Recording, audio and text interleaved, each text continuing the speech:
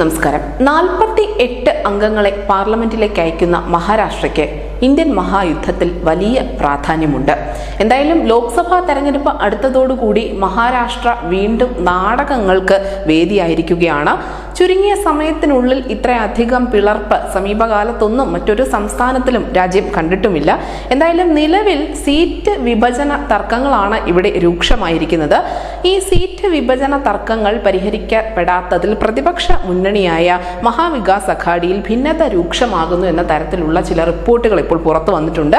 നമുക്കറിയാം, BJP മുന്നണിയിൽ നിന്നും പിണങ്ങിപ്പോന്ന ഉദ്ധവ് താക്കറെയുടെ ശിവസേനയും ശരത് പവാറിന്റെ കീഴിലുള്ള NCPയും കോൺഗ്രസുമാണ് ഈ സഖ്യത്തിലുള്ളത്.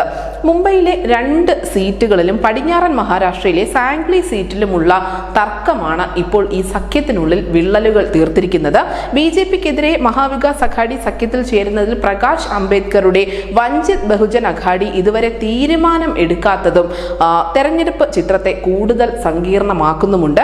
പ്രശ്നങ്ങൾ പരിഹരിക്കാൻ കഴിഞ്ഞ ദിവസം ശരത് പവാറിന്റെ നേതൃത്വത്തിൽ ഒരു സഖ്യയോഗം ചേർന്നിരുന്നുവെങ്കിൽ പോലും ഇതിലൊന്നും പ്രശ്നപരിഹാരം ഉണ്ടായിരുന്നില്ല. ഉദ്ധവ് താക്കറെ ശിവസേന വിഭാഗം ആവശ്യപ്പെടുന്ന സാംഗ്ലി സീറ്റാണ് ഈ മുന്നണിയിലെ ഏറ്റവും പ്രധാനപ്പെട്ട വിഷയം. പരമ്പരാഗതമായി കോൺഗ്രസിന്റെ ഉറച്ച മണ്ഡലമാണ് സാംഗ്ലി എന്ന് നമുക്കറിയാം. കോൺഗ്രസിന് ശക്തമായ വോട്ട് ബാങ്ക് ഉള്ള മണ്ഡലം ശിവസേനയ്ക്ക് കൈമാറുന്നതിൽ പ്രാദേശിക കോൺഗ്രസ് നേതൃത്വത്തിന് വലിയ എതിർപ്പുണ്ട്.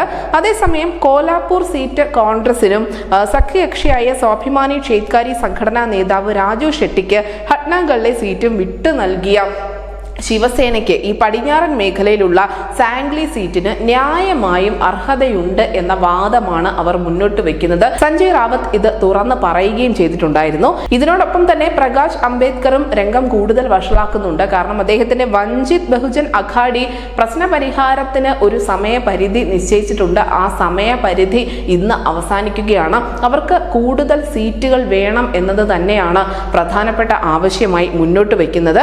എന്തായാലും പ്രശ്നപരിഹാരത്തിനുള്ള സമയം അവസാനിക്കുമ്പോൾ പ്രകാശ് അംബേദ്കറുടെ ഭാഗത്ത് നിന്നും എന്ത് തരത്തിലുള്ള നീക്കം ഉണ്ടാകുമെന്ന വലിയ തലവേദന കൂടി മഹാവികാസ് അഘാഡി എന്ന മുന്നണിക്കുണ്ട്.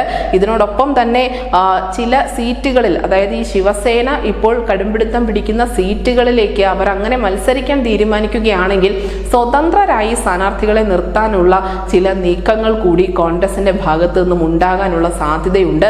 ഇത് അവിടുത്തെ സഖ്യത്തെ മാത്രമല്ല, മറിച്ച് INDA എന്ന പ്രതിപക്ഷ മുന്നണിയെ തന്നെ ബാധിക്കുമെന്ന കാര്യത്തിൽ യാതൊരു തർക്കവുമില്ല. പ്രതിപക്ഷ മുന്നണിയിലെ അവസ്ഥ ഇങ്ങനെയൊക്കെയാണ് എങ്കിൽ ഭരണപക്ഷ മുന്നണിയുടെ അവസ്ഥ ഇതിലും കുറച്ചുകൂടി മോശമാണ് എന്ന് പറയേണ്ടി വരും. കാരണം ഇവിടെ ശിവസേന ഷിൻഡെ വിഭാഗത്തിന്റെ മുതിർന്ന നേതാവിനെ പുറത്താക്കണമെന്ന് NCP അജിത് പവാർ വിഭാഗത്തിന്റെ ആവശ്യം വന്നിട്ടുണ്ട്. ഇത് വലിയ പ്രതിസന്ധി തന്നെ ഈ സഖ്യത്തിനുള്ളിൽ സൃഷ്ടിച്ചിട്ടുമുണ്ട്.